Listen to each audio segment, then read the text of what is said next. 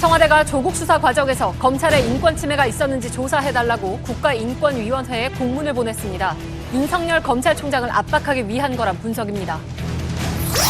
필리핀 수도 마닐라 인근에 있는 탈화산이 43년 만에 다시 폭발했습니다. 화산재가 떨어지며 한때 항공기 운항이 모두 끊겼고 4만여 명에 이르는 주민과 관광객이 대피했습니다.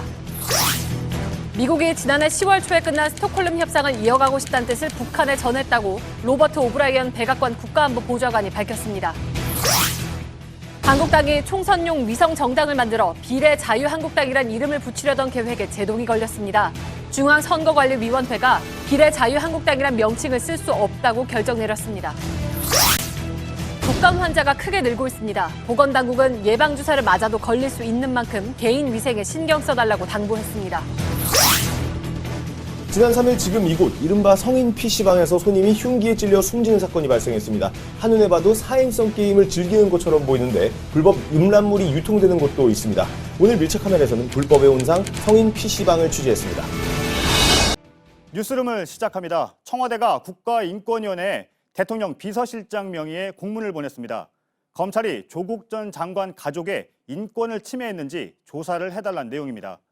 홈페이지를 통해 받은 국민청원을 인권위에 공식적으로 전달한 건 이번이 처음입니다.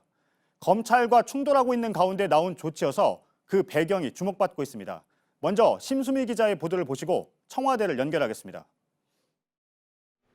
지난해 11월 조국 수사의 인권 침해를 조사해달라는 청원이 청와대의 답변 요건 20만 건보다 많은 22만 건의 동의를 받았습니다. 이럴 경우 청와대가 정해놓은 답변 시한은 한 달. 그런데 답변을 그간 미뤄오던 청와대가 오늘 노영민 대통령 비서실장 명의로 관련 공문을 국가인권위에 보냈다고 발표했습니다. 그러면서 인권위 측의 답변까지 대신 전하기도 했습니다. 국가인권위원회는 위 청원 내용이 인권 침해에 관한 사안으로 판단되면 조사에 착수할 수 있다고 전해왔습니다. 조사 결과에 따라선 윤석열 검찰총장이 관련자들을 수사해 3개월 내에 결론을 내려야 한다는 인권위법 조항도 보도자료에 덧붙였습니다. 관련 사실을 묻는 언론의 질의에 인권위가 내놓은 답에 비하면 상세한 설명입니다. 앞서 청와대 홈페이지에 제기된 22만 건의 청원은 익명의 온라인 아이디로 작성된 겁니다. 그런데 역시 인권위법에 따라 익명으로 제기된 진정은 자동 각하되게 됩니다.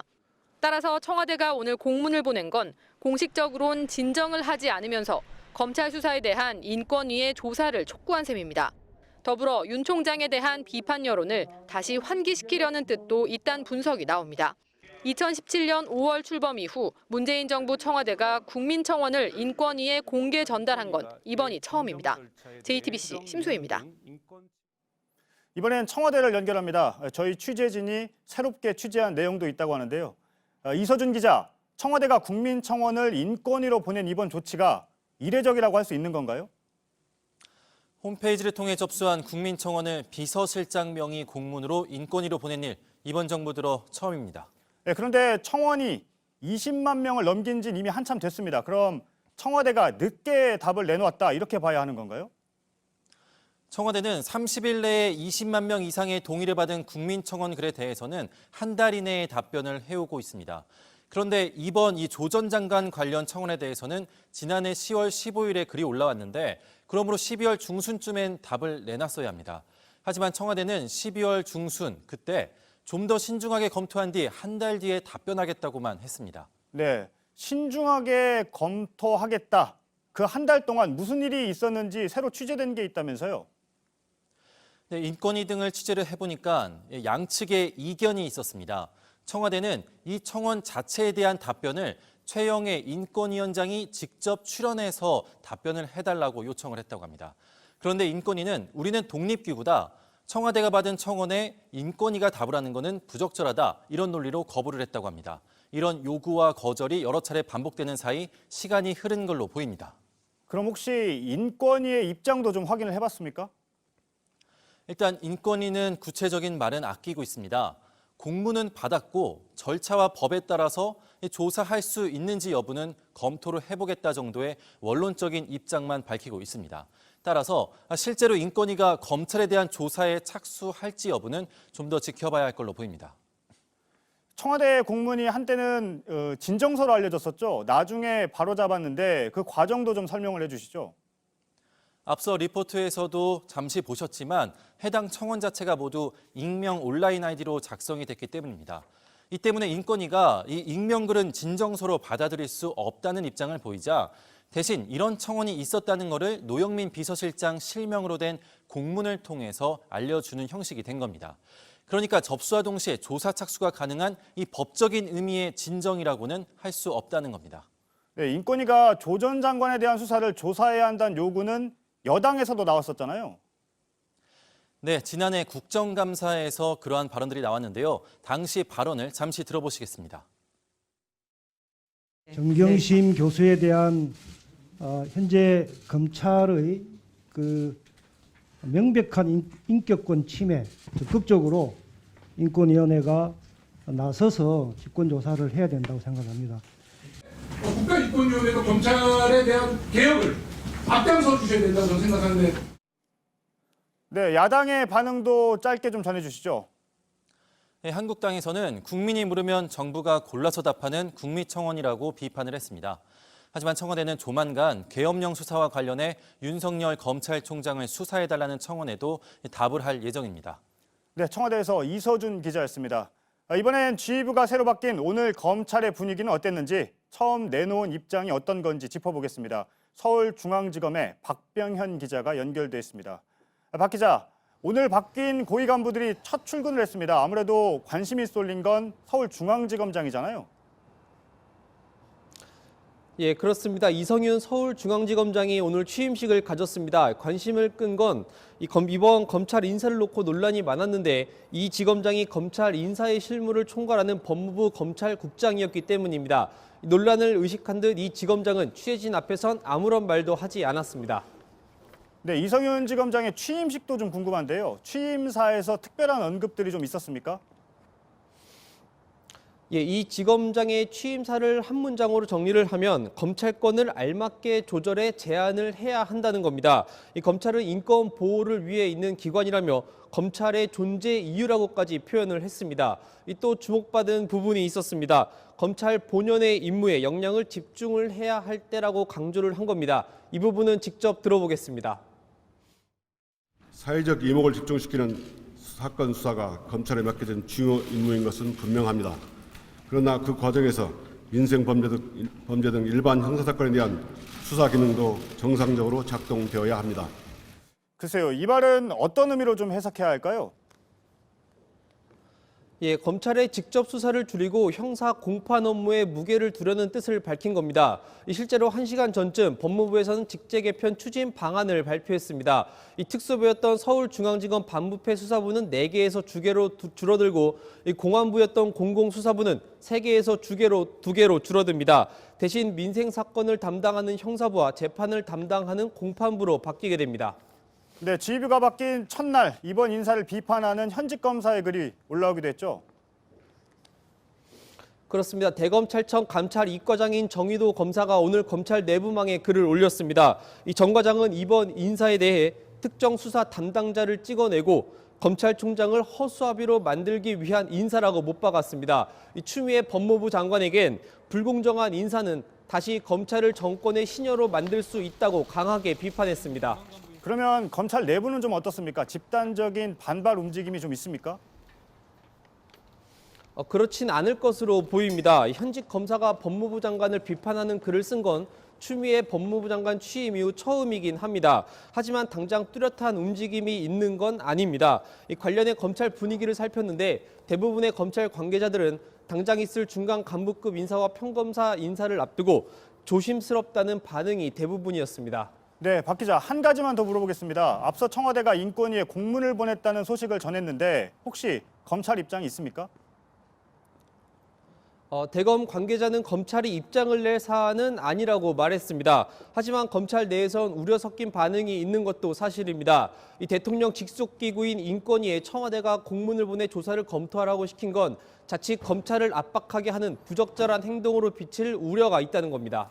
네, 잘 들었습니다. 박병현 기자였습니다. 이번에 바뀐 검찰 고위 간부들이 오늘부터 업무를 시작했습니다. 지휘부가 바뀌었지만 수사팀은 핵심 인물을 소환하는 등 청와대 관련 수사를 이어갔습니다. 하지만 청와대 압수수색은 오늘도 하지 못한 것으로 파악됐습니다. 신아람 기자입니다. 이성윤 서울중앙지검장과 배용원 대검찰청 공공수사부장이 오늘 공식 업무를 시작했습니다. 청와대의 선거 개입 의혹 수사를 지휘하는 고위 간부가 바뀐 첫날, 검찰은 청와대 자치발전 비서관실을 상대로 압수수색을 다시 시도했습니다. 지난 10일 청와대에 갔다가 빈손으로 돌아왔는데 영장을 다시 집행하는 방안을 찾고 있는 겁니다. 검찰 관계자는 전화를 포함해 다양한 방식으로 협의 중이라고 밝혔습니다. 하지만 청와대로부터 압수수색에 대한 뚜렷한 답을 받지 못했다고 합니다. 검찰은 청와대가 임의 제출에 응하거나 그렇지 않다면 형사소송법에 따라 거부 의사를 서면으로 내라고 요구하고 있습니다. 하지만 청와대는 임의 제출도 서면 제출도 할 수 없다는 입장인 걸로 파악됩니다. 검찰이 추가로 건넨 압수 상세 목록을 놓고도 청와대와 검찰 주장이 엇갈리고 있습니다.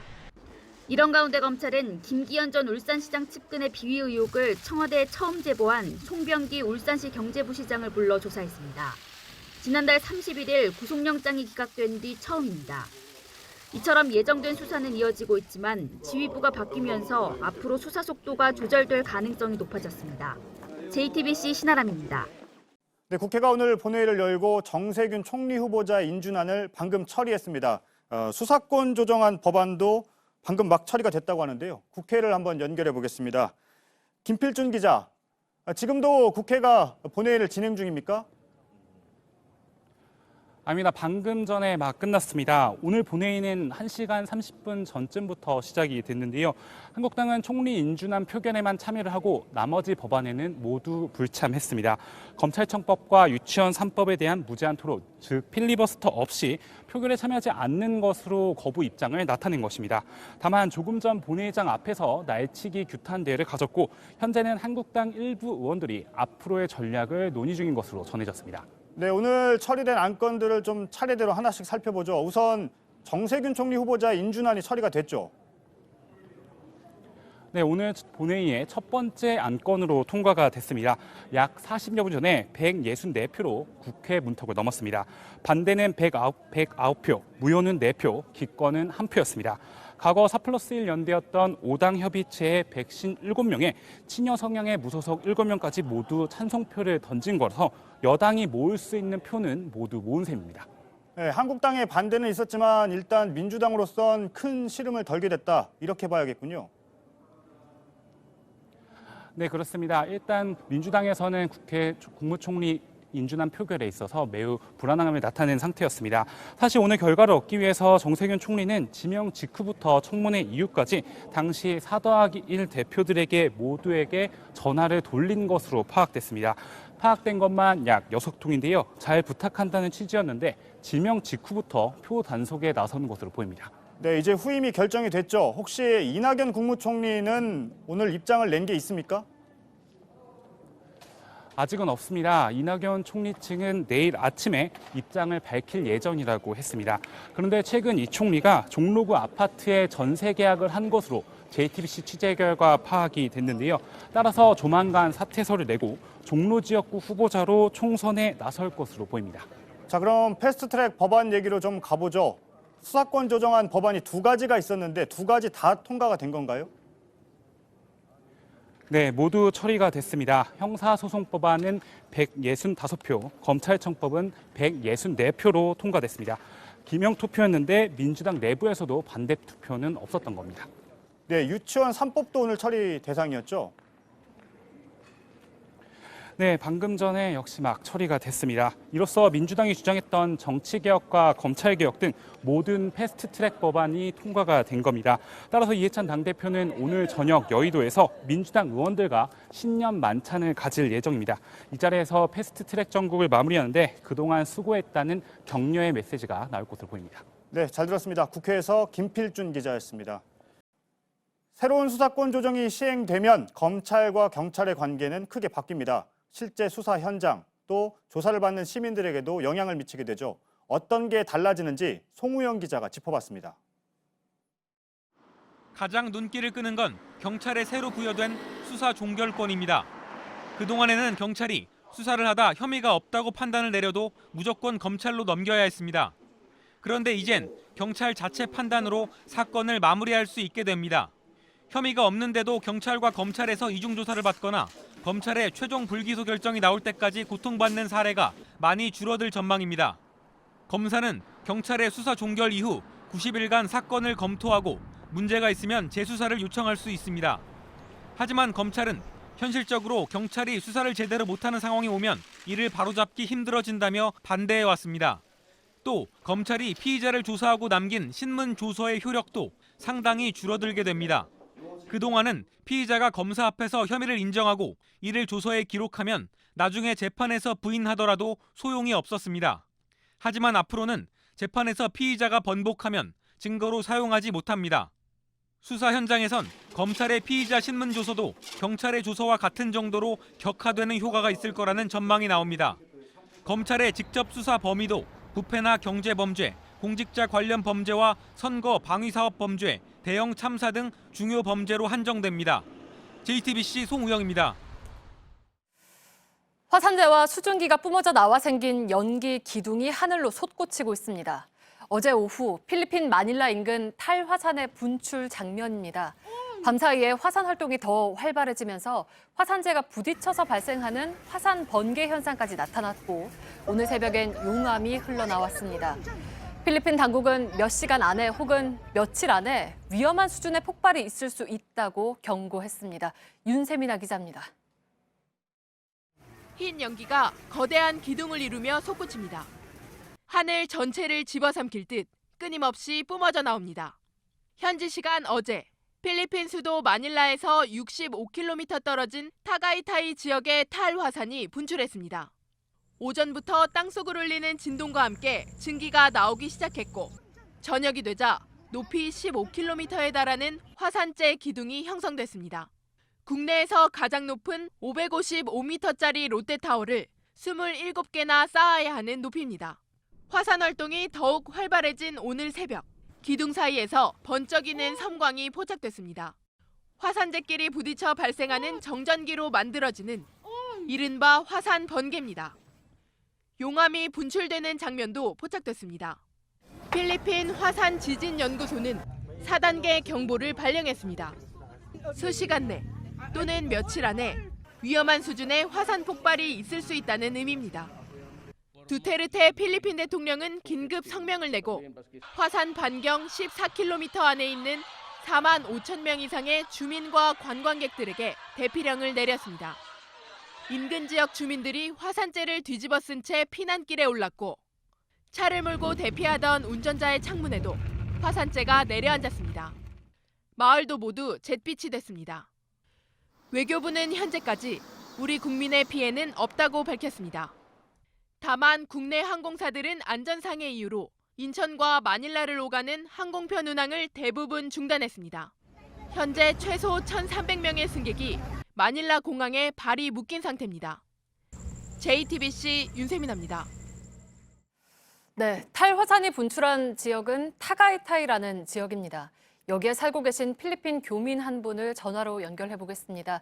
화산이 폭발한 산하고는 고작 3km 정도 떨어진 곳에 살고 계십니다. 송광진 씨 지금 나와 계십니까? 네, 여보세요. 네, 3km 떨어진 곳에 사신다고 했는데 저희가 앞서 보도를 해드리기로도 그 화산 반경 14km 안에 있는 사람들은 다 대피를 해라 이렇게 대피령이 지금 내려졌다고 했는데요. 대피를 네. 하셨습니까? 지금 어디 계십니까? 예, 지금 대피를 하라는 그런 방송이 나왔는데요. 지금 이곳에 차도 많이 밀리고 또 어저께 내린 그 화산재와 조금 내린 비로 인해서 교통도 막히고 그래서 미처 대피를 못해 있고 지금 현재는 조금 더 진정이 된 상황이라 그냥 집에 밖에 기다리고 있습니다. 네, 그러니까 대피를 하기도 쉽지가 않은 상황이었다는 건데 집에 밖에 계시다고 했으면은 차 안에 저희가 계시다고 미리 들었는데 어떤 상황인가요, 지금 정확히? 집 안에는 일단 정전이 돼가지고 정전도 되고 물도 조금씩밖에 안 나오고 그래서 집 안에 있다가 지진이 여기 한 100여 차례 이상이 났는데 저희가 직접 느낄 수 있는 지진은 한 30여 차례가 좀 넘게 했었죠.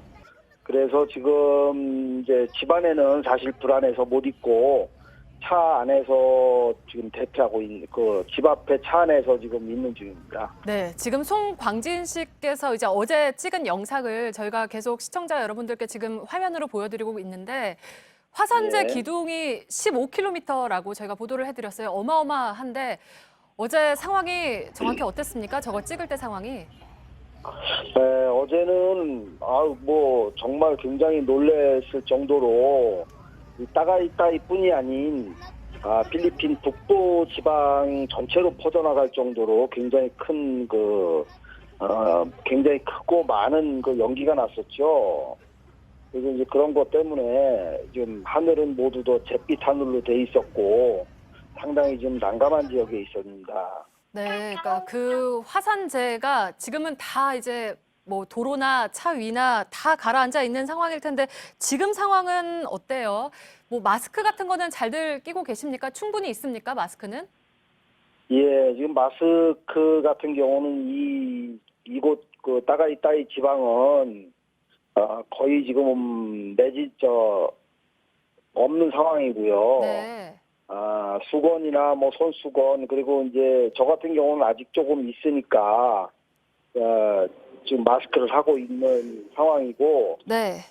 아직도 그 연기는 없어졌지만 그 낙진이 많이 아직 있기 때문에 네. 네, 아직 좀 숨쉬기나 뭐 이런 거는 약간의 곤란을 받고 있는데 그래도 어제에 비해서는 많이 진정이 됐습니다. 그러면 혹시나 뭐 우리 대사관이나 필리핀 정부에서 이런 것들을 필요한 것들을 좀 보급을 해준다던가 이런 소식은 아직은 없는 겁니까? 예, 뭐 전국에 흩어져 있는 교민들을 다 줄 수는 없고 대사관이나 한인회 쪽에서는 그 각 단톡방이나 대사관 홈페이지를 통해서 계속 현지 상황을 보도해주고 있기 때문에 그 교민분들께도 많이 도움이 되고 있죠. 네. 그리고 특히나 이제 우리나라에서 필리핀 뭐 보라카이나 세부 같은 데 많이들 가셔서요. 거기는 네. 또 어떤지 궁금해요. 어떤가요? 세부나 보라카이 같은 곳은 뭐 지금 화산재가 전부 다 북쪽으로 바람의 방향이 불어서 날아가기 때문에 그쪽 지방하고는 전혀 상관이 없고 또 거리도 많이 떨어져 있기 때문에 관광을 가셔도 아무 상관은 없습니다. 네, 알겠습니다. 일단은 확인된 인명피해가 없다고 해서 다행이기는 한데 계속해서 좀 네. 안전에 유의를 해주시기 바랍니다. 오늘 말씀 여기까지 듣겠습니다. 고맙습니다. 예, 감사합니다. 네, 필리핀 타가이타이 지역에 살고 계신 교민 손광진 씨였습니다. 다음 소식입니다. 미국 백악관이 지난해 10월 스톡홀름에서 결렬된 북미 실무 협상을 계속 이어가고 싶다는 뜻을 북한에 전했다고 밝혔습니다. 김정은 위원장에 대한 트럼프 대통령의 생일 축하 메시지 그리고 친서를 전달했다는 사실이 잇따라 공개된 데 이어서 나온 고위 관계자의 발언입니다. 워싱턴 임종주 특파원입니다. 북한과 접촉해 북미 협상을 계속하자고 알렸다. 미 인터넷 매체 악시오스가 전한 로버트 오브라이언 백악관 국가안보 보좌관의 말입니다. 오브라이언 보좌관은 지난해 10월처럼 스톡홀름에서 협상을 계속하기를 원한다는 뜻을 전했다고 말했습니다. 협상 궤도로 복귀해 김정은 위원장의 한반도 비핵화 약속을 이행하기를 바란다고도 했습니다. 특히 북한의 크리스마스 선물이 오지 않은 데 대해 조심스럽지만 낙관적인 입장을 보였다고 악시오스는 전했습니다. 다만 그것이 어떤 식으로든 시험에 들지 않는다는 걸 의미하는 건 아니라며 여지를 두기도 했습니다. 오브라이언 보좌관은 대북 접촉의 시기와 방식은 구체적으로 언급하지 않았습니다. 다만 다양한 경로를 통했다고 말했습니다. 최근 트럼프 대통령의 김 위원장 생일 축하 메시지와 북한이 특별한 연락 통로로 받았다는 친서 등을 포함하는 것으로 풀이됩니다. 연락 통로로는 미국과 유엔 북한 대표부 간 뉴욕 채널에 무게가 실립니다. 그럴 경우 대화 단절 상황은 아니라는 신호로 볼 수 있습니다. 그러나 북한은 정상 간 친분에 협상 영향 가능성에 선을 긋고 있어 대화 채널이 협상 채널로 이어질지는 예단하기 어려워 보입니다. 워싱턴에서 JTBC 임종주입니다. 네, 강경화 외교부 장관과 정은보 방위비 분담 협상대사는 오늘 미국으로 갔습니다. 호르무즈 파병과 방위비 협상 등 한국과 미국 사이에 당장 풀어야 할 굵직한 현안들을 논의하기 위해서입니다. 박현주 기자입니다. 미국과 이란의 갈등이 계속되면서 호르무즈 파병 여부는 한국과 미국 사이 최대 현안이 됐습니다. 계속 그 문제에 대해서는 정부에서 검토 중이고요. 우리가 검토하는 내용 또 미치게 지금의 생각 좀 들어보고. 강경화 외교부 장관은 현지 시간으로 내일 샌프란시스코에서 마이크 폼페이오 국무장관과 만납니다.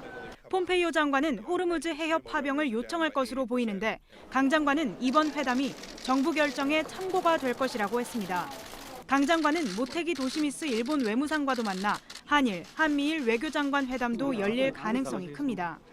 올해 첫 한미 방위비 분담금 협상도 워싱턴에서 내일과 모레 이틀 동안 열립니다. 기존의 SMA 틀 범위 내에서 협상이 이루어져야 된다는 점이고 그 이외에도 저희가 직간접적인 측면에서 한미 동맹과 관련된 많은 기여를 하고 있습니다. 정 대사는 조속한 시일 내 협상을 타결해 주한미군에 근무하는 군무원들의 경제적 문제가 발생하지 않도록 노력하겠다고 했습니다. JTBC 박현주입니다. 한국에 3월쯤 순환 배치될 미군 전력이 이제 막 이동을 시작했습니다. 그런데 미군이 이례적으로 사진과 영상을 공개했습니다. 방위비 분담금 협상을 앞둔 우리 정부와 북한을 동시에 압박하는 거란 분석입니다. 김민관 기자입니다. 미 육군의 주력 전차와 신형 자주포, 장갑차 등이 수송용 철도 위로 오릅니다. 한국 순환 배치를 위해 막 이동을 시작한 미 육군 제1보병사단 산하 기 전투여단의 병력입니다. 미군은 지난 11일 이 영상을 페이스북에 공개했습니다. 그동안 미군은 부산항에 병력이 도착하는 시점에 맞춰 보도자료를 냈습니다. 하지만 이번에는 미국을 떠나기도 전에 영상을 공개한 겁니다. 이번 주 워싱턴에서 열리는 한미 방위비 분담금 협상을 의식했을 수 있습니다. 미국은 그동안 방위비 분담금 협상 때마다 주한미군 순환 배치 비용을 분담금 인상의 근거로 들었는데 이 전투여단 전력은 좋은 본보기인 겁니다. 순환 배치 전력을 유지하기 위해선 한국이 방위비 분담금을 더 부담해야 한다는 논리로 해석됩니다. 북한을 압박하기 위한 경고형 메시지도 될 수 있습니다. 북한이 ICBM 발사 등 다시 도발에 나설 경우 언제든지 주한미군의 전투준비 태세를 강화하고 한미 연합훈련을 재개할 수 있다는 겁니다. JTBC 김민관입니다. 이란 테헤란에선 반정부 시위가 이틀째 이어졌습니다. 시위대가 가장 분노하는 건 이란 정부와 군부의 거짓말입니다. 우크라이나 여객기를 미사일로 격추하고도 처음엔 기계적 결함이라고 거짓말한 게 부끄럽고 비겁하다는 겁니다. 이혜원 기자입니다. 벽에 걸린 솔레이마니 사령관의 사진을 발로 밟아 뜯어냅니다. 이게 솔레이마니에 대한 이란 사람들의 생각이다. 테러리스트의 얼굴이 걸려 있는 걸 참을 수 없다는 설명도 달려 있습니다. 한 여성이 피를 흘리며 쓰러져 있습니다. 이란 군경이 시위대를 향해 발사한 포탄이 다리에 맞았다고 적혀 있습니다. 소셜미디어에서 이란 시위라는 의미의 해시태그와 함께 공유되고 있는 영상입니다. 현지 시간 어제 저녁 테헤란 남부 아자디 광장에는 수백 명이 모여 반정부 시위를 벌였습니다. 무장한 군인과 경찰이 시위대를 진압하기도 했습니다. 전날 한 공과대학 앞에 모인 시위대는 최고 지도자 하메네이를 향해 구호를 외쳤습니다. 이란의 관영 일간지를 포함한 현지 매체가 책임자를 엄중히 처벌해야 한다고 보도했지만 정부와 군부를 향한 분노는 가라앉지 않고 있습니다. 반면 테헤란 주재 영국 대사관 앞에서는 보수 성향의 시민들이 영국 대사가 추모 집회에 참석한 걸 비판하며 맞불 집회를 벌였습니다. JTBC 이혜원입니다. 현재 시간 12일 미군이 주둔하고 있는 이라크 알-발라드 공군 기지가 로켓포 공격을 받았다고 이라크군이 밝혔습니다. 지난 4일과 9일에 이어 사흘 만에 또다시 로켓포 공격이 이루어진 겁니다. 미군 사상자는 없고 이라크군 4명이 다쳤습니다. 공격 배후는 아직 확인되지 않았습니다. 비례자유한국당이란 명칭은 사용할 수 없다. 오늘 중앙선관위가 내놓은 결정입니다. 이미 있는 당의 이름과 비슷하면 받아주지 않도록 정당법에 돼 있다는 겁니다. 총선용 위성 정당을 만들려는 한국당의 전략은 이렇게 이름 짓기에서부터 제동이 걸렸습니다. 그래도 한국당은 포기하진 않을 걸로 보입니다. 꼼수란 다른 야당들의 비판에도 다른 아이디어들이 당내에 또 모이고 있습니다. 강희연 기자입니다. 선관위가 밝힌 비례자유한국당 명칭 사용 불가 이유는 모두 6가지입니다. 기존 한국당의 이름과 비슷하고 이 때문에 유권자들의 의사가 왜곡될 수 있다는 게 그중 핵심입니다. 한국당은 선관위가 정권의 눈치를 본 것이라며 반발했습니다. 창당 첫 단계부터 제동이 걸린 셈이지만 한국당이 포기할 걸로 보이진 않습니다. 당장 당 대변인이 헌법 소원 제기 등 모든 방법을 강구하겠다고 밝혔기 때문입니다. 실제로 당내에선 당명을 바꿔서라도 비례용 정당을 만들자는 아이디어가 나온 상태입니다. 당 관계자는 만약을 대비해 이미 대체할 당명 몇 개를 생각해뒀다고 귀뜸했습니다. 물꼬를 튼 보수통합 논의와 새 정당 창당을 연계하자는 제안도 있습니다. 한국당과 새로운 보수당이 통합할 경우 신당을 만든 뒤 기존 정당들을 비례득표용 정당으로 활용하자는 겁니다. 하지만 다른 정당들은 오늘도 선관위 결정을 반기며 한국당을 다시 비판했습니다.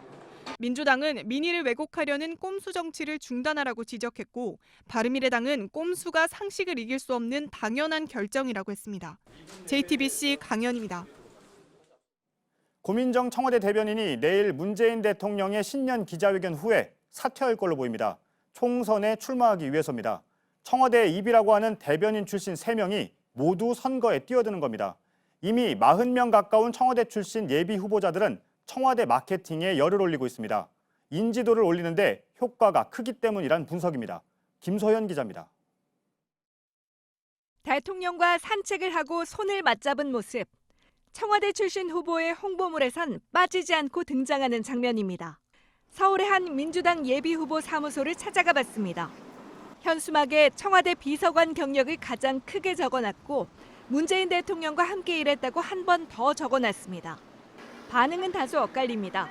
저는 그리고 이제 문정부 지지하는 편이니까 저 같은 경우는 오히려 이제 좀 좋은 쪽으로. 거부감은 없는데 그렇다고 그래서 자꾸 그런 쪽에서 이렇게 내려보내면은 조금 주민들도 좀 식상하지 않을까 싶은 생각이. 그래도 청와대에서 일했다고 하면 다시 한번 보게 하는 효과가 있습니다. 잘은 제가 몰라요.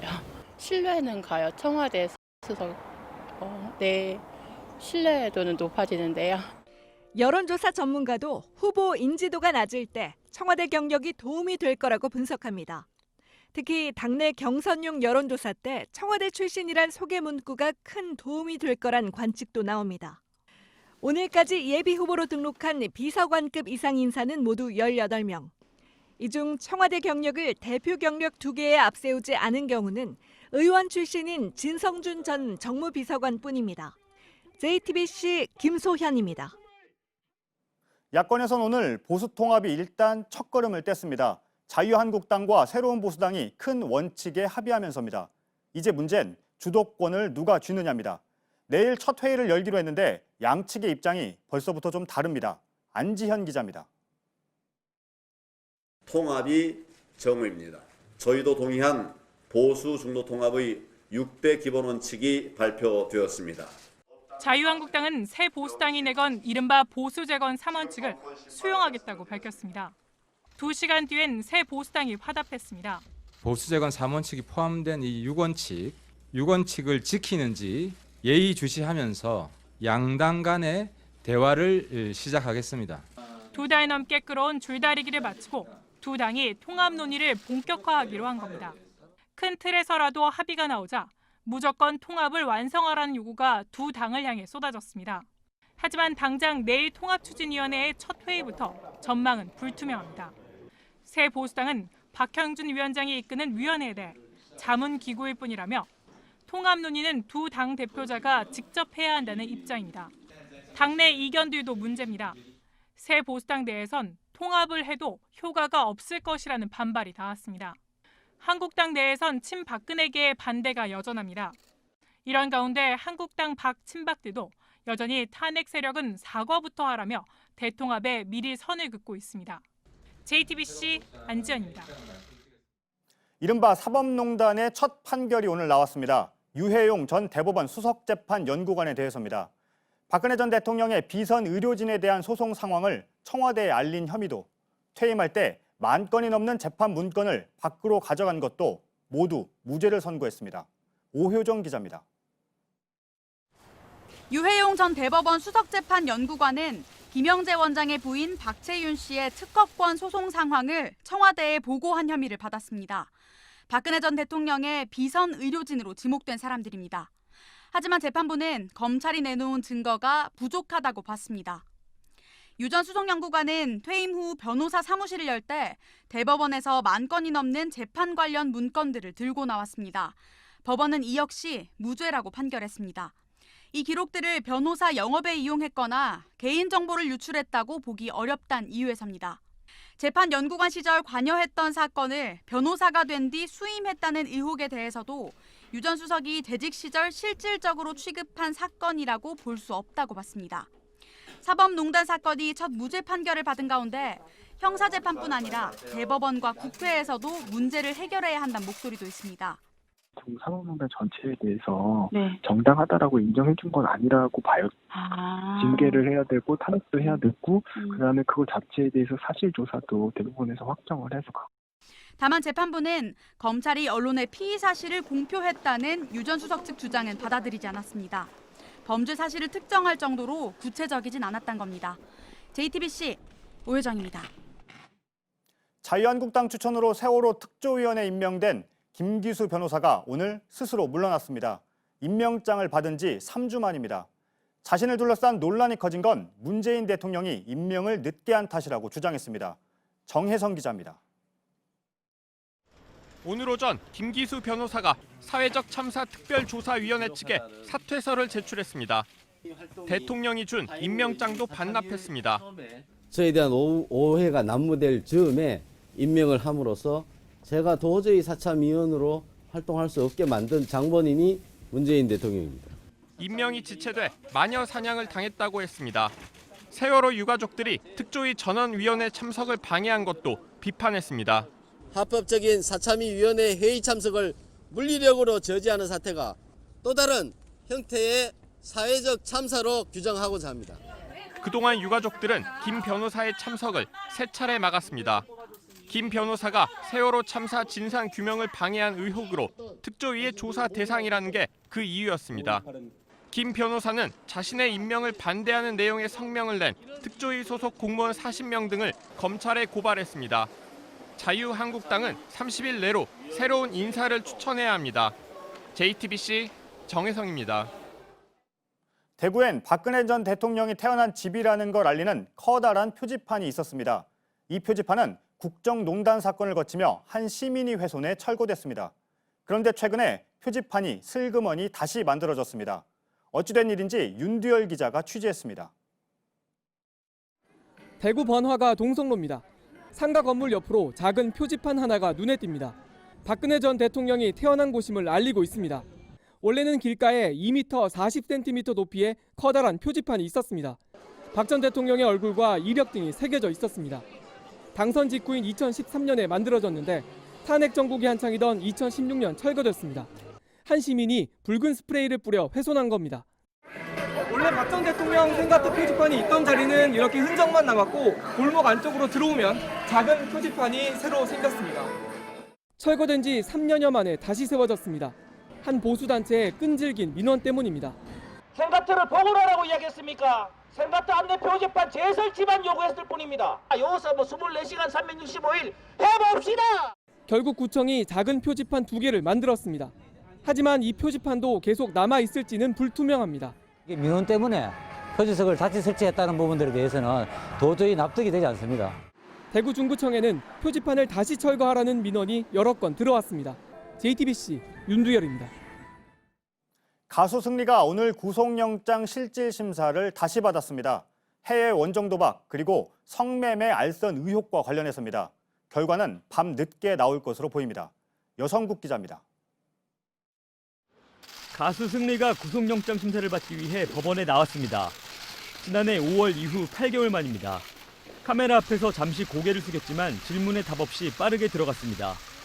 검찰이 지난 8일 청구한 승리의 구속영장에는 상습도박과 성폭력 처벌법 위반, 외국환 거래법 위반 등 7개 혐의가 담겼습니다. 이 중 5개 혐의는 경찰이 지난해 5월 청구했던 영장에 포함된 내용과 같습니다. 해외 투자자에게 성매매를 알선하고 여성의 나체 사진을 카카오톡 메신저로 보낸 혐의 등입니다. 당시 법원은 다툼의 여지가 있다며 영장을 기각했습니다. 사건을 넘겨받은 검찰은 상습도박과 외국환거래법 위반 혐의를 추가해 이번에 다시 구속영장을 청구했습니다. 2013년부터 3년 넘게 미국 라스베거스 카지노 등에서 여러 차례 도박을 했다는 내용입니다.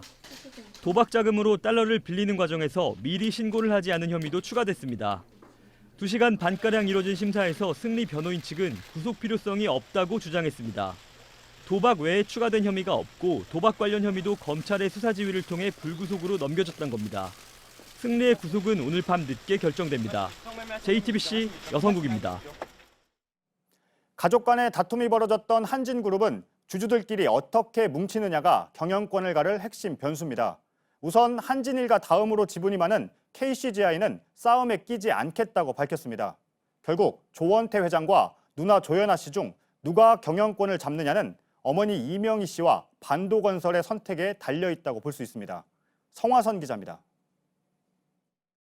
반도건설이 대한항공 지주사격인 한진칼 지분을 2%포인트 늘려 3대 주주가 됐다는 소식에 한진그룹 계열사 주가는 급등했습니다. 경영권을 놓고 여러 주주 간에 지분 매입 경쟁이 붙을 수 있다는 전망이 나오면서입니다. 한진그룹 경영권의 방향을 결정지을 수 있는 주주는 크게 세 축입니다. 먼저 이번에 지분을 늘린 반도건설입니다.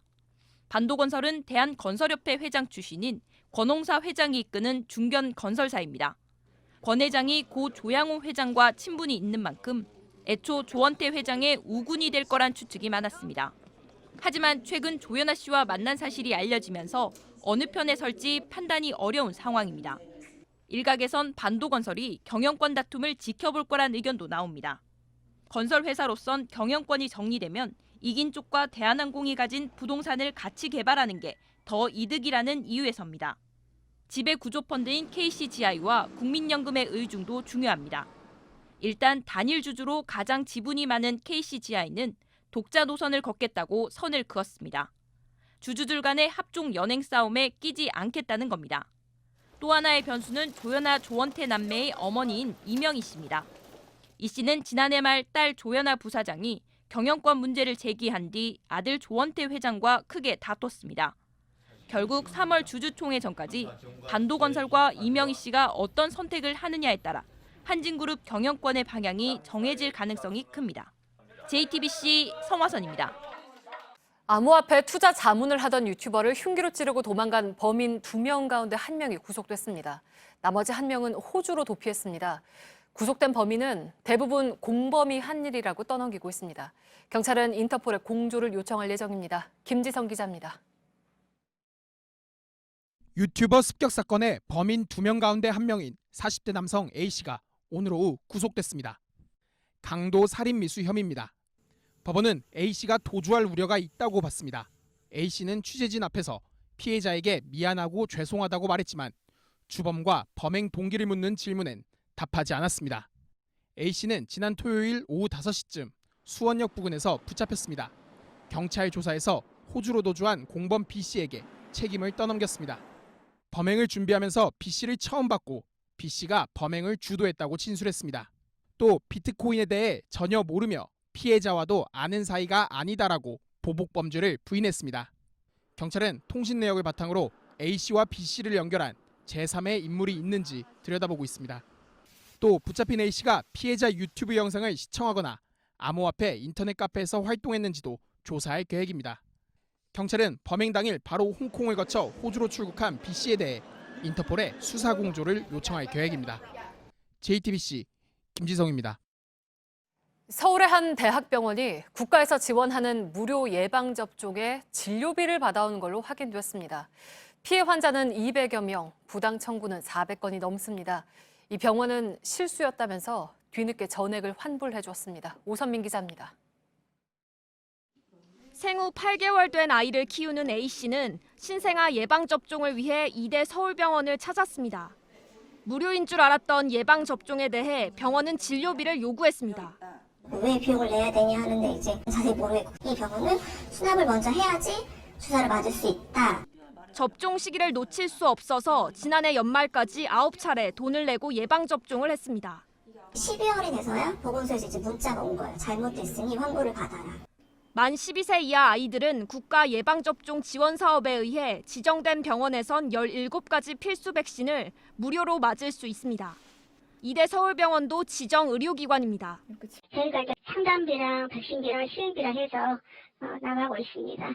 국가 예방접종 사업은 본인 부담은 없습니다. 그런데 A씨만의 문제가 아니었습니다. JTBC 취재 결과 이대 서울병원에서 내지 않아도 되는 돈을 내고 예방접종을 한 아이는 200명이 넘는 것으로 파악됐습니다. 진료비 부당 청구는 400건이 넘었습니다. 병원 측은 잘못을 인정했습니다. 예방접종만 시행한 경우는 진찰을 받으면 안 되는 거죠. 근데 저희 그 의료진이 그걸 명확히 구분 안 하고 실수한 건 맞습니다. 예방접종 전 환자의 과거 진료 기록을 살핀 과정을 진찰 행위로 파악해 진료비를 잘못 청구했다는 겁니다. 이대 서울병원은 부당 청구된 진료비를 모두 환급 조치했다고 밝혔습니다. JTBC 오선민입니다. 제주도의 한 하천에서 새가 떼죽음을 당했습니다. 천연 기념물로 보호받는 원앙입니다. 사체에선 총알이 나왔습니다. 누군가 사냥을 한 거죠. 경찰이 수사하고 있습니다. 최충일 기자입니다. 색색깔의 깃털을 지닌 새들이 돌 위에 쓰러져 있습니다. 지난 11일 한국조류보호협회 제주도지회가 새들을 수습합니다. 천연기념물 제327호인 원앙입니다. 겨울철을 제주에서 보내려 강정천을 찾았다 죽음을 맞았습니다. 원앙들의 사체가 발견된 장소입니다. 여기에선 원앙들의 흔적도 발견되는데요. 이렇게 털뭉치와 함께 한쪽 날개도 발견됐습니다. 여기서부터 약 200여 미터 떨어진 물가를 오가며 살았을 것으로 보이는데 누군가 가까운 거리에서 원앙 무리에게 조준 사격을 한 것으로 보입니다. 이렇게 죽어 발견된 원앙은 7마리입니다. 몸의 일부만 발견된 것까지 합하면 13마리에 이릅니다. 근데 사체 중에는 목이 잘린 사체가 하나 있었고 암놈 중에 복부에 이제 피멍이 맺혀져 있는 것도 발견이 됐죠. 죽은 원앙 한 마리를 제주대학교 야생동물 구조센터에서 부검했습니다. 원앙의 사체에서 사냥용으로 쓰이는 산탄총 총알이 나왔습니다. 죽은 원앙이 발견된 곳은 강정천입니다. 수자원 보호구역이어서 수렵 행위를 할 수 없습니다. 경찰은 누군가 불법으로 총기를 써 원앙들을 죽인 것으로 보고 있습니다. 제주 해군기지 반대 주민회는 원앙 사냥이 강정천 인근의 해군기지 진입로 공사와 관련이 있을 거란 의혹도 제기했습니다. JTBC 최충일입니다. 요즘 주변에 기침하는 분들 계신가요? 독감이 기승을 부리면서 환자들이 빠르게 늘고 있습니다. 예방주사를 맞아도 걸린다고 하니까요. 개인 위생에 각별히 신경 쓰셔야겠습니다. 이한주 기자입니다. 요즘 독감 정말 독합니다. 환자도 애어른이 따로 없습니다. 넘치는 환자에 병원마다 30분 이상 대기는 기본입니다. 많이 콜록콜록하고 콧물도 많이 하고 밤에 주로 증상이 나타나다 보니까 좀 많이 힘들어하더라고요. 단순히 감기겠거니 해서 병원 찾았다가 독감 판정 받으신 분들 많으실 겁니다. 38도 이상 고열과 인후통이 특징인데요. 이번 독감은 해가 넘어가면서 환자 수가 줄어들던 예년과 달리 환자가 꾸준히 늘고 있습니다. 지난 4일 기준 독감 의심 환자는 외래 환자 1000명당 50.5명입니다. 지난해 11월 첫 주 인플루엔자 유행주의보 기준인 7명을 넘어선 뒤 7배 넘게 늘어난 겁니다. 유아와 청소년 환자는 다소 줄었지만 성인 환자를 중심으로 늘고 있습니다. 예방접종을 했다고 해도 안심하면 안 됩니다. 10명 가운데 4명 남짓은 예방주사를 맞아도 독감에 걸린 것으로 나타났습니다.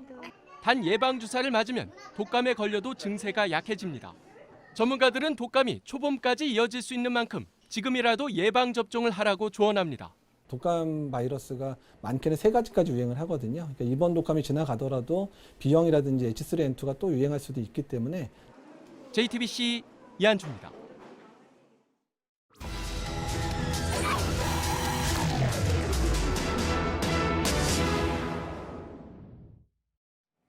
최근 PC방에서 손님이 흉기에 찔려 숨진 사건이 일어났습니다. 흔히 아는 PC방이 아니라 성인 PC방이었습니다. 밀착 카메라가 이 성인 PC방의 실태를 확인해 봤습니다. 불법의 온상지나 다름없었습니다. 연지환 기자입니다. 폴리스라인이 쳐져 있습니다. 지난 3일 종업원이 손님을 흉기로 찔러 숨지게 한 사건이 발생한 PC방 앞입니다. 간판을 보면 PC방이라고 써 있지만 그 아래는 사행성 게임을 의미하는 이름들이 써 있습니다. 도대체 이 안에서 어떤 일이 벌어지길래 사건이 끊이지 않는 걸까요? 취재진은 성인 PC방을 찾아가 봤습니다. 입구에서 거부당합니다. 게임을 하고 있는 사람이 버젓이 있는데 손님을 받지 않습니다. 근처 다른 곳을 찾았습니다. 현금을 내자 게임 머니로 바꿔줍니다. 10만 원 쓰더라도 내가 100만 원, 10만 원 쓰고 사지 머니를 돈을 받고 쓰느라 이거를 선택했어요. 말 그대로 도박장인 겁니다. 게임 머니를 다시 현금으로 바꿔주는 모습도 보입니다. 환전은 명백한 불법입니다. 불법 도박 아니냐고 물었더니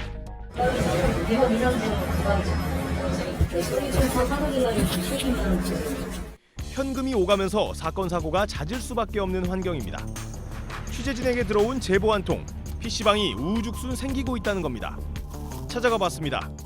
주위에서 흔히 볼 수 있는 일반 PC방은 24시간 보통 운영을 합니다. 그런데 저기 보이는 저 PC방은 방금 지금 시각이 7시 반 정도 됐는데 방금 문을 열기 시작했습니다. 도대체 저 안에서 어떤 일이 벌어지고 있을지 직접 가서 확인을 해보겠습니다.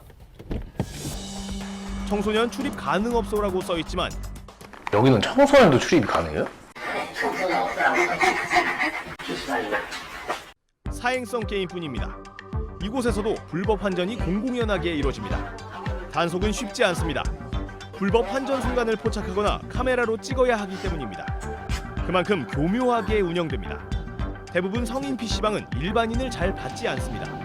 취재진이 처음엔 못 들어간 것처럼 사람을 골라받는 겁니다. 불법이 이어지는 또 다른 PC방, 일명 전화방입니다. 들어가 봤습니다. 제가 들어본 이 방은 딱 한 평 정도 되는 좁은 공간입니다. 조명도 어두워서 잘 보이진 않는데요. 컴퓨터 하나와 전화기 한 대가 놓여 있습니다. 이 컴퓨터에는 각종 음란물들이 저장되어 있습니다. 여기에 몰래라고 검색해보면 불법 촬영물로 의심되는 영상이 검색됩니다. 타인의 신체를 몰래 촬영한 불법 촬영물입니다. 이런 건 유통 공급만 해도 형사처벌받습니다. 몰카 이런 거는 불법 아니에요? 옛날대로 글쎄 몰카 있는 건 다 지운 거로 알고 있는데. 전화방은 자유업으로 분류돼 별도의 등록 없이도 영업이 가능합니다. 아무렇지 않게 음란물이 공급되고 있었습니다. 단속에 손길이 닿지 않는 사이 성인 PC방은 이곳저곳 스며들었습니다. 일반 PC방인지도 알고 가고 고스톱 한번 쳐볼까? 이러다가 가게 되는 거예요. 그냥 일반 사람도 접하기 쉽지만은 이제 순진한 가정주부들 옆집에 바로 생겼는데 한번 가보자. 이용자들은 한순간 범법자가 됩니다. 당신도 도박을 했으니까 형사적인 처벌은 받아야 된다. 신고한 사람 도박죄로 처벌한다는데 누가 신고합니까? 영업장은 합법이지만 안에서 벌어지는 일들은 불법이다. 이 말을 어떻게 해석해야 할까요? 호기심에 찾았다가 한순간에 범법자로 전락하고 온갖 사건까지 벌어지는 성인 PC방. 이대로 손 놓고 있을 수만 없습니다. 밀착 카메라 연지환입니다.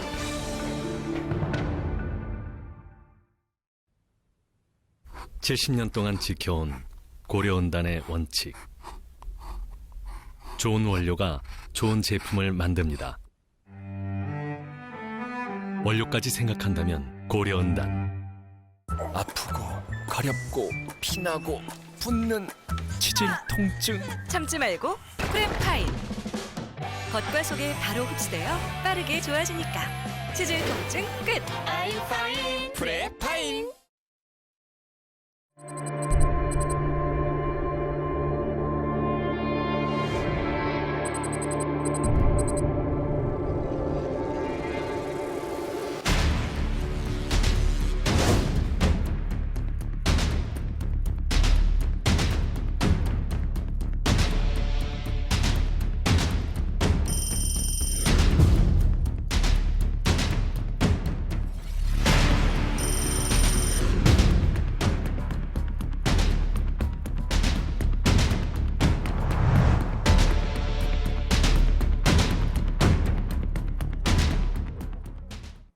오는 16일이면 이른바 직장 내 괴롭힘 금지법이 적용된 지 꼭 반년이 됩니다.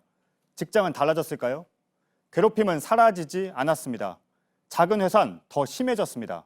신고를 해도 인정받기까지 또 다른 고통이 따릅니다.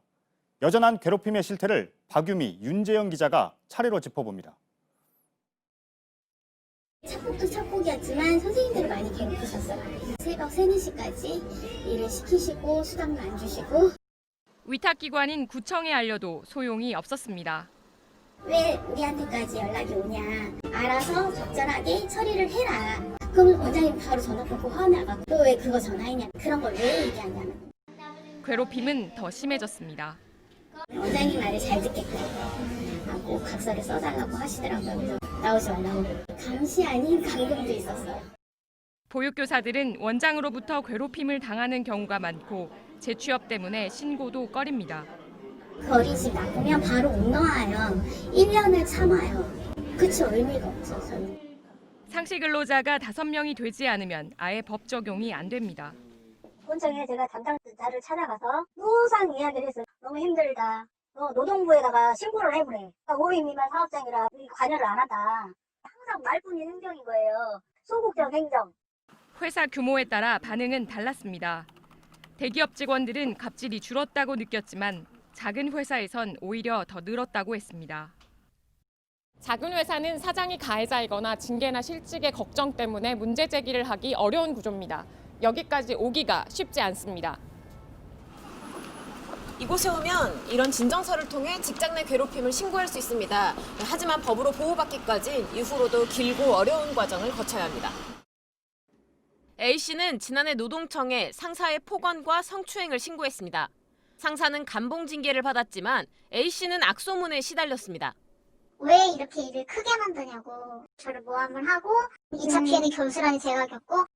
경남 김해시의 한 제조회사에선 화장실에 갈 때마다 보고하라는 지침이 문제가 됐습니다. 그런데 이젠 신고했던 피해자들이 없던 일로 해달라고 요구하고 있습니다. 자주 회사에 불려가는 것도 힘들고 처벌 조항이 없기 때문에 처벌받지도 못하고 본인만 손해보는 것 같다. 괴롭힘을 인정받기도 쉽지 않습니다. 밀양의 한 중견기업에서 일하던 김모 씨는 지난달 스스로 목숨을 끊었습니다. 유서엔 업무 스트레스가 많았다는 말과 상사 이름이 있었습니다. 직장 내 갑질 그리고 원하지 않는 상사의 괴롭힘이 가장 큰 원인이라고 생각합니다. 하지만 회사는 괴롭힘은 없었다며 맞서고 있습니다. 노동청이 조사를 하고 있지만 할 수 있는 건 주의를 주는 수준입니다. 지난해 노동부가 처리한 사건을 보면 당사자 취하로 마무리된 경우가 많았습니다. 괴롭힘을 신고했다는 이유로 해고 등 불이익을 당했을 경우만 가해자를 형사처벌할 수 있다는 점도 피해자들의 발목을 잡습니다. 이렇다 보니 그동안 1000건 넘게 사건 처리가 됐는데 형사처벌 대상인 검찰 송치건은 단 9건에 불과했습니다. 피해자들은 괴롭힘에 힘들어하고 신고하면 2차 피해라는 또 다른 고통에 시달리고 있습니다. JTBC 윤재영입니다.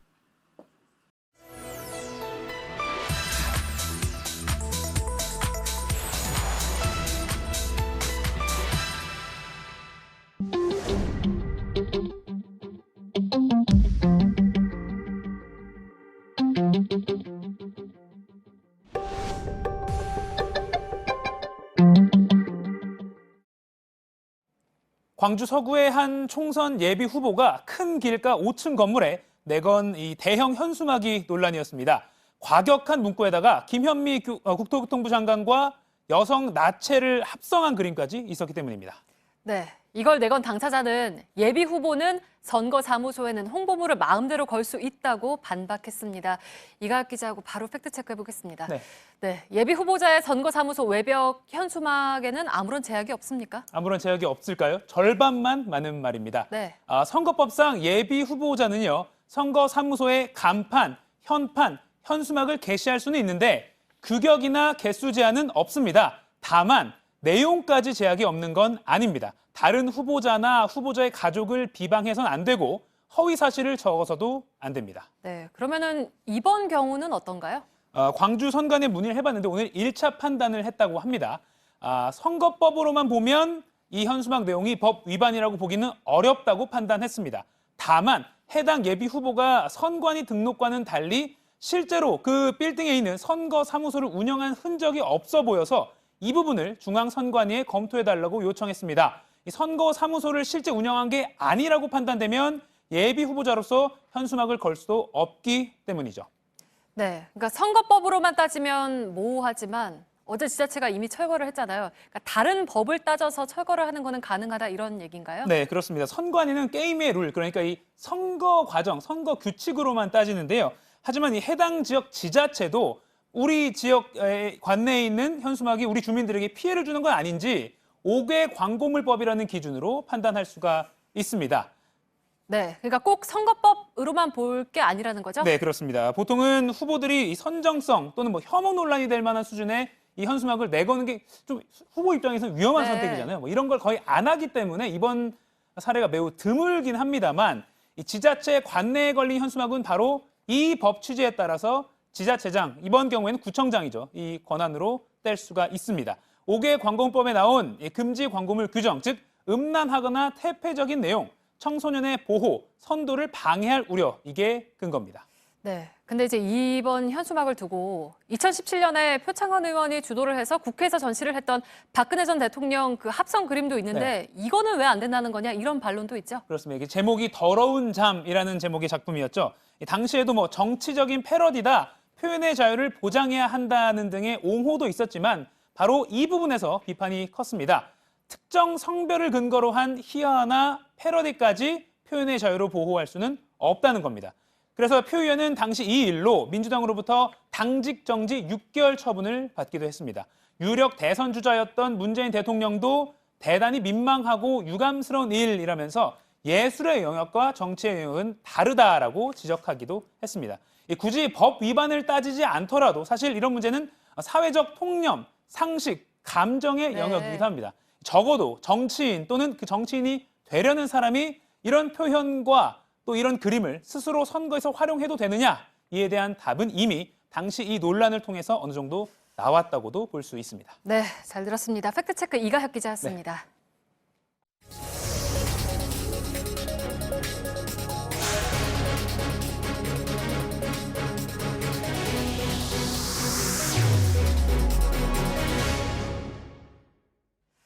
중국에서 발생한 폐렴의 병원체인 신종 코로나 바이러스가 사스와 유사한 걸로 전해졌습니다.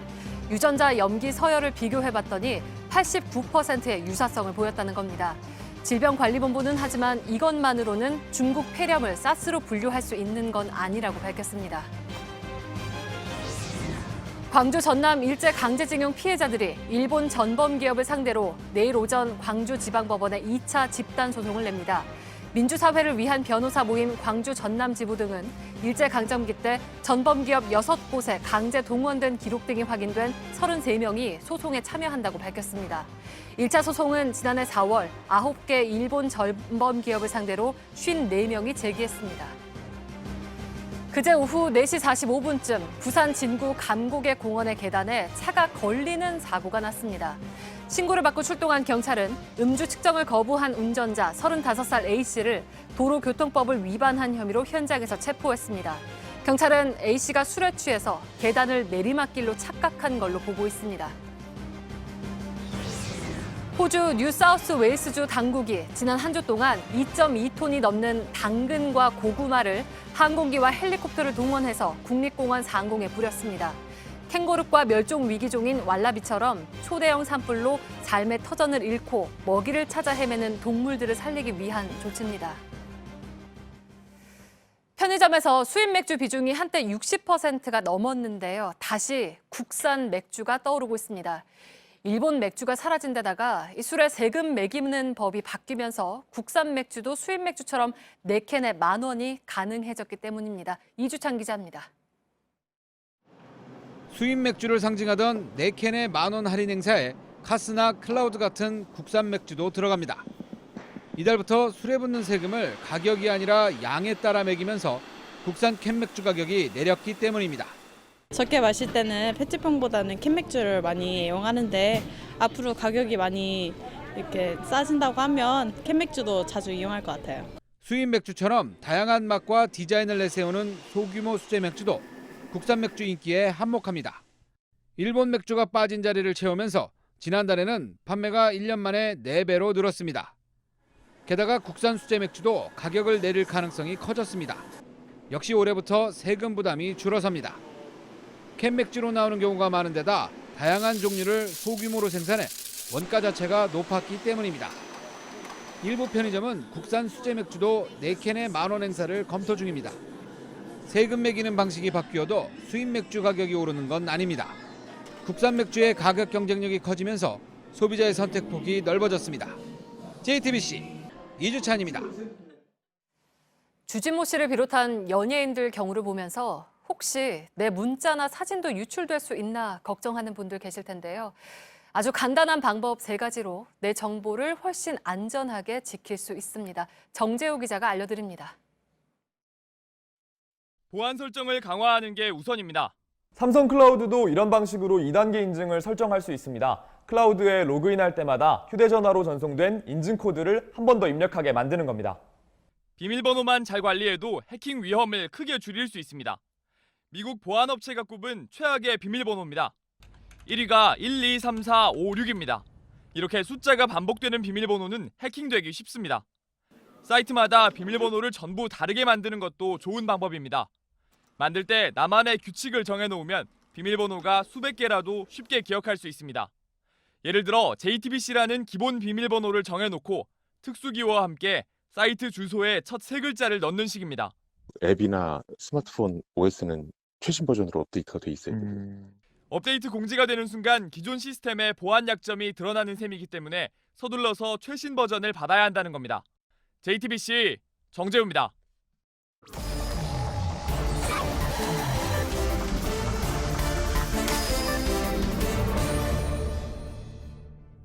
네, 비하인드 플러스 시간입니다. 요즘 정치권을 달구는 총선 인재 영입 얘기를 가져왔다고 합니다.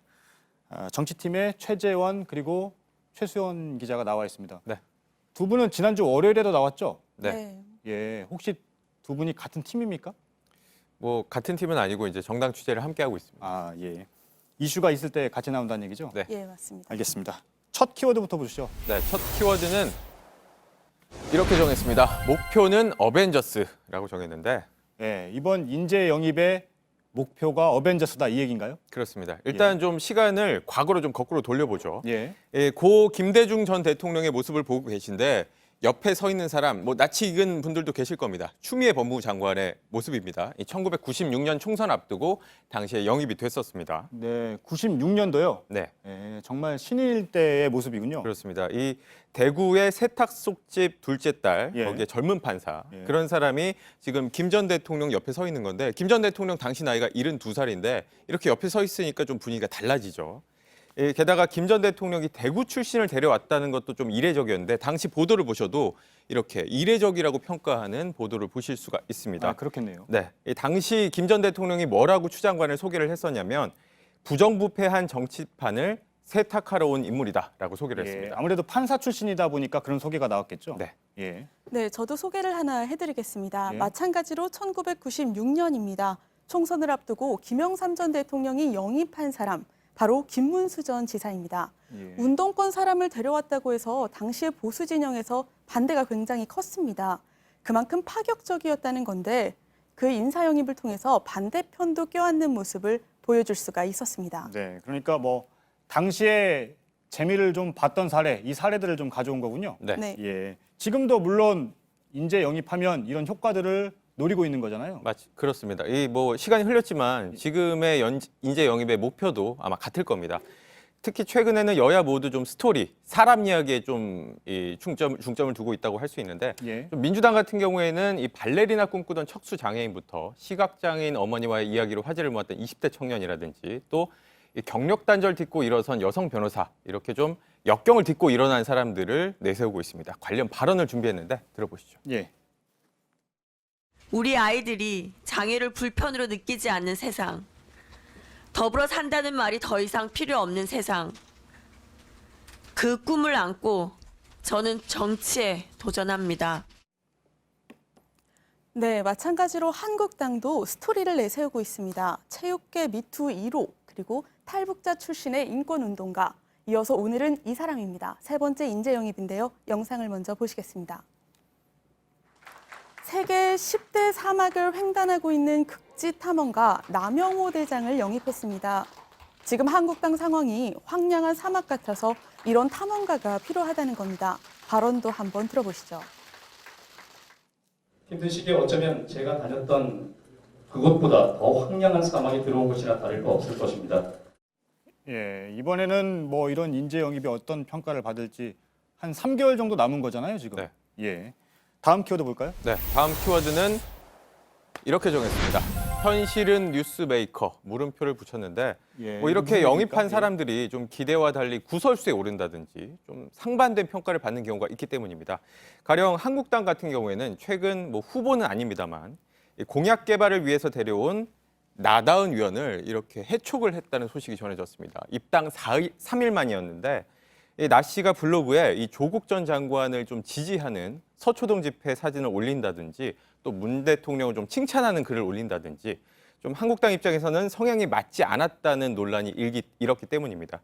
이 갑질 논란이 일었던 박찬주 전 대장에 이어서 두 번째로 논란이 있었던 영입 인사라고 할 수 있습니다. 네, 이걸 보고 8년 전에 새누리당에 영입됐던 이준석 전 최고위원이 이런 글을 올렸습니다. 선거 기계에 가깝던 새누리당의 모습은 어디로 갔을까? 이렇게 글을 올렸습니다. 네, 그러니까 뭐랄까요? 영입 과정에서 검증이 좀 부족했다 이런 지적들이 나오는 건가요? 네, 그리고 검증과는 무관하게 영입 인사들의 발언이 도마에 오르면서 나중에 해명을 해야 했던 경우도 있었습니다. 더불어민주당의 청년소방관 오영환 씨는 조정 장관과 관련해서 당시 관행이 지나치게 부풀려져서 보도됐다 이렇게 했다가 나중에는 말을 신중하게 하겠다고 진화에 나선 일이 있었고요.